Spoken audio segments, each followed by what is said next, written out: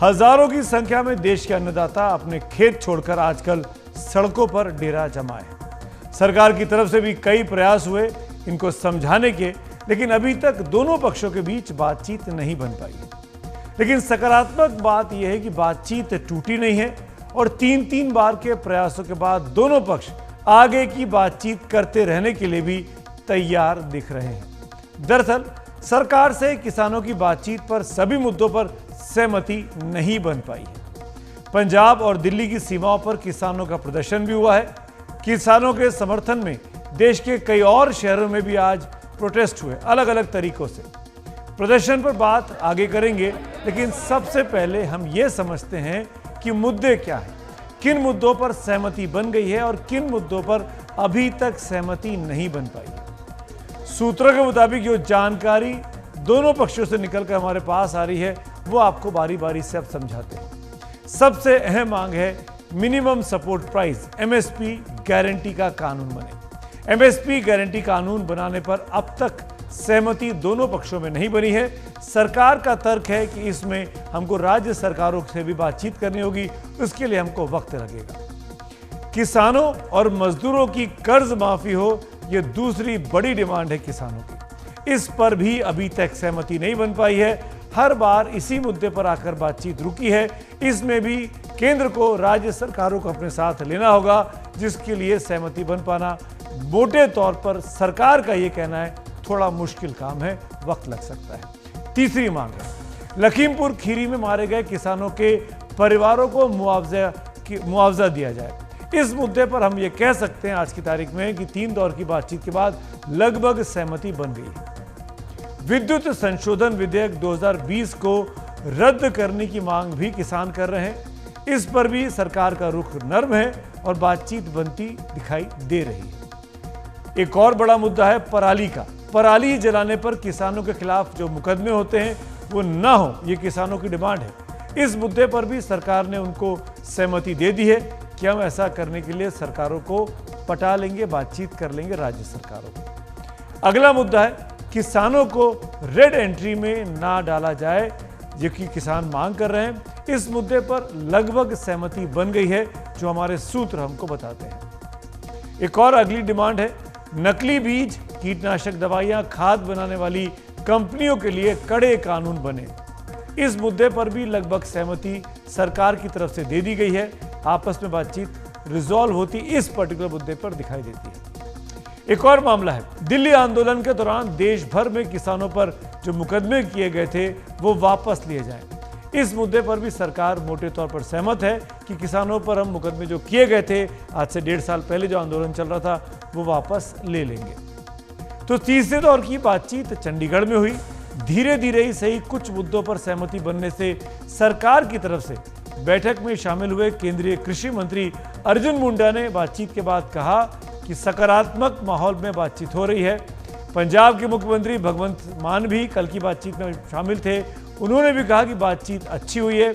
इसके साथ ही ये घोषणा भी दोनों पक्षों की ओर से कल ही कर दी गई कि चौथे दौर की बातचीत अब हम रविवार को करेंगे, यानी परसों के दिन। इस बार बातचीत का सिलसिला लगातार जारी है और जिस तरह से सहमति धीरे धीरे ही सही बनती दिख रही है, उससे उम्मीद की जा सकती है कोई रास्ता जल्द निकल सकता है। लेकिन कब निकलेगा ये कहना मुश्किल है, क्योंकि शुरू के जो दो मामले हैं एमएसपी वाला और कर्ज माफी वाला, वो सबसे टेढ़ी खीर साबित हुआ था। किसानों की मांग और उस पर सरकार की पहल पर और ज्यादा जानकारी दे रहे हैं हमारे रिपोर्टर शरद शर्मा, जो लगातार किसान आंदोलन पर नजर रखे हुए।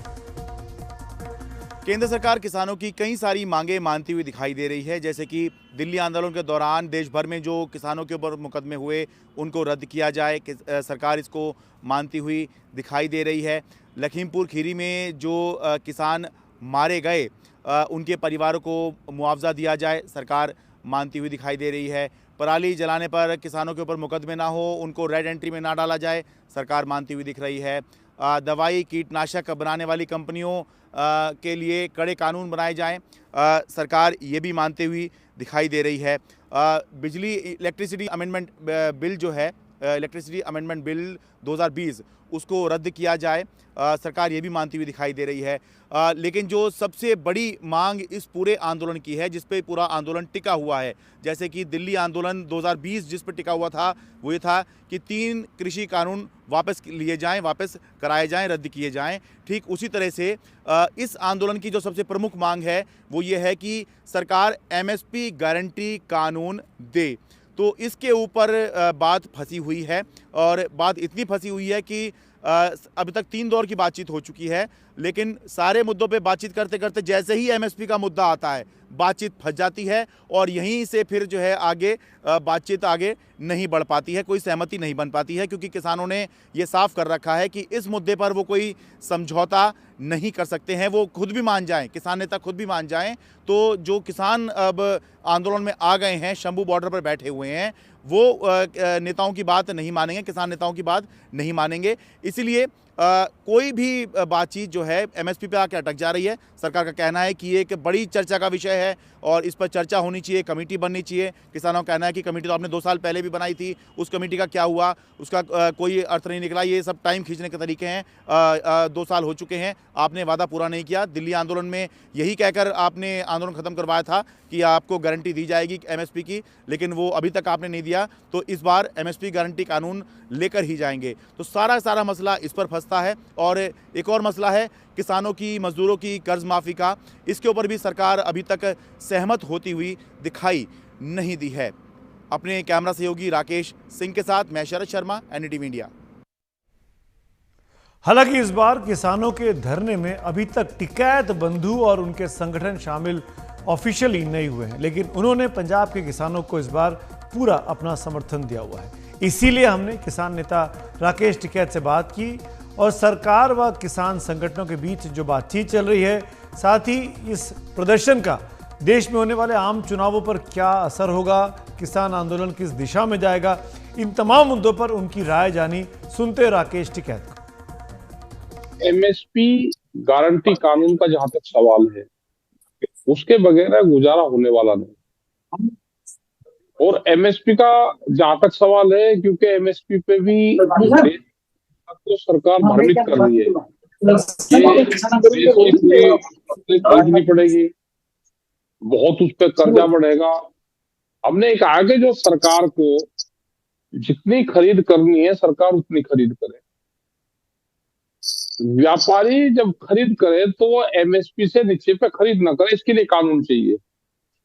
क्योंकि व्यापारी सस्ते में लूटता है फसलों को और महंगे रेट में आम कंज्यूमर को बेचता है। यह हमारा सवाल है। लेकिन देश को भ्रमित ना करे सरकारें भी और अधिकारी भी।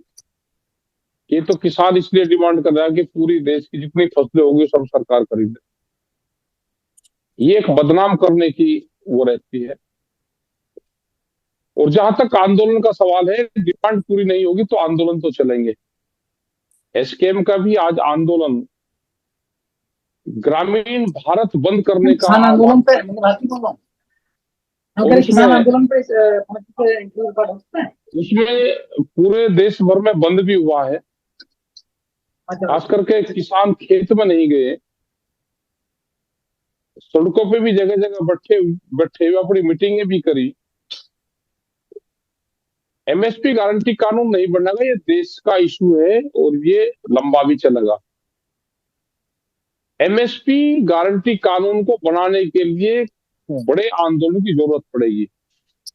वो कब, कहां और कैसे वो होगा, ये उसी की शुरुआत है। ये मूवमेंट बढ़ेगा, सरकार किसानों पर अत्याचार करेगी तो आंदोलन पूरे देश में बढ़ेगा।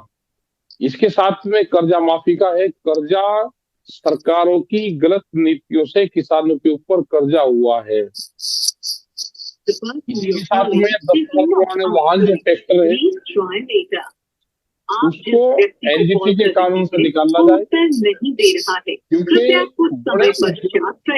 लाभ देने के लिए ये इस तरह के कानून बनाए जाते हैं। गाड़ी कैसे बाहर जाएगी? 10 साल पुराना ट्रैक्टर बाहर जाएगा और टूटेगा 10 साल में। कोई किसान देश में ऐसा नहीं कि 10 साल में अपना ट्रैक्टर बदल दे। ये